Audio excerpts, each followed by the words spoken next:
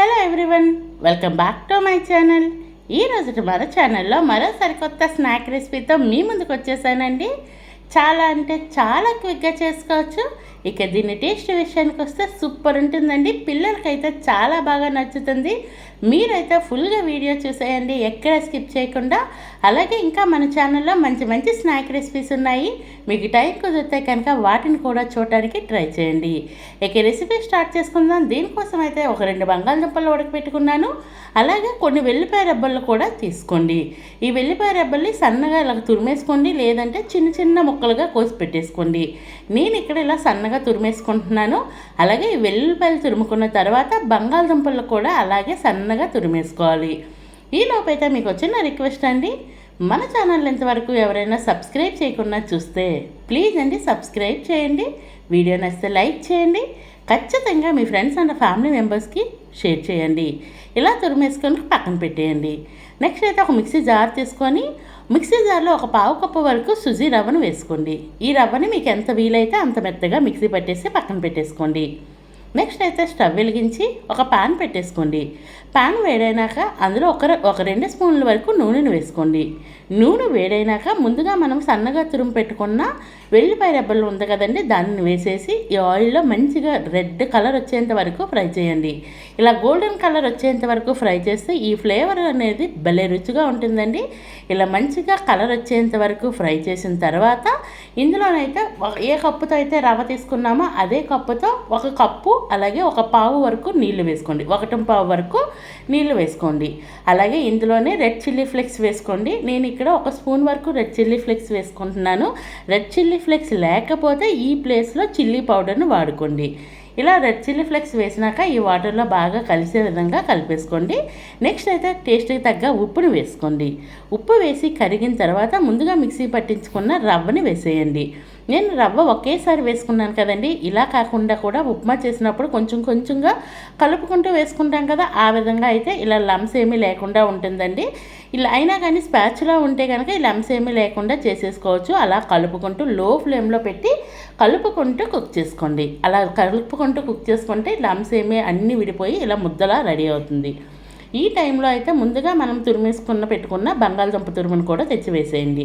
వేసేసి దానిని కూడా బాగా కలుపుకుంటూ ఇది బాగా ముద్దలా అయ్యేంత వరకు లో ఫ్లేమ్లో పెట్టి కుక్ చేసుకోండి. అస్సలు అతుక్కోకూడదండి. కాస్తంత గట్టిగా వచ్చేంత వరకు ఖచ్చితంగా దీన్ని ఇలా లో ఫ్లేమ్లోనే కళాయిలో కుక్ చేసుకోవాలి. చూస్తున్నారు కదా, కళాయికి అతుక్కోకుండా ఇలా విడిపోవాలి. అలాగే పట్టుకుంటే కాస్త గట్టిగా ఉండాలి.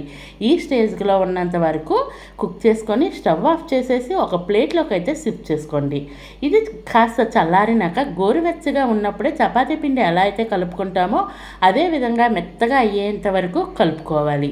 ఇలా మొత్తంగా కలుపుకున్న తర్వాత సన్నగా కోసుకున్న కొత్తిమీర తరుగును వేసుకోండి. కొత్తిమీర తరుగును కూడా ఈ పిండిలో బాగా కలిసే విధంగా కలిపేసుకోండి. కొత్తిమీర తరుగును స్టవ్లో మనము అది రవ్వ ఉడకబెట్టినప్పుడు కూడా కలుపుకోవచ్చు, ఇలా కూడా కలుపుకోవచ్చు. ఇలా కంప్లీట్గా కలిసిన తర్వాత ఒక 2 స్పూన్ల వరకు కార్న్ఫ్లోర్ను వేసుకోండి. కార్న్ఫ్లోర్ మొత్తం ఈ పిండిలో బాగా కలిసే విధంగా కలిపేసుకోండి. ఒకవేళ సరిపోకపోతే మరొక స్పూన్ వేసుకోండి. అదే మనము రవ్వ బాగా ఉడికించుకోకపోతే కార్న్ఫ్లోర్ అనేది ఎక్కువ పట్టేస్తుంది. ఇలా కంప్లీట్గా కుక్ చేసుకున్న తర్వాత స్టవ్ ఆఫ్ చేసేయండి. ఇలా కంప్లీట్గా చల్లారినాక దీంట్లో ఒక హాఫ్ని తీసుకొని కాస్త పొడిపిండిని జల్లుకుంటూ చపాతీ కర్రతో రోల్ చేసుకోండి. మరీ పల్చగా ఉండకూడదు, అలానే మరీ మందంగా కూడా ఉండకూడదు. రింగ్స్ అయితే మనకి ఏ మందంలో కావాలో అదే మందంలో దీన్ని రోల్ చేసుకోవాలి.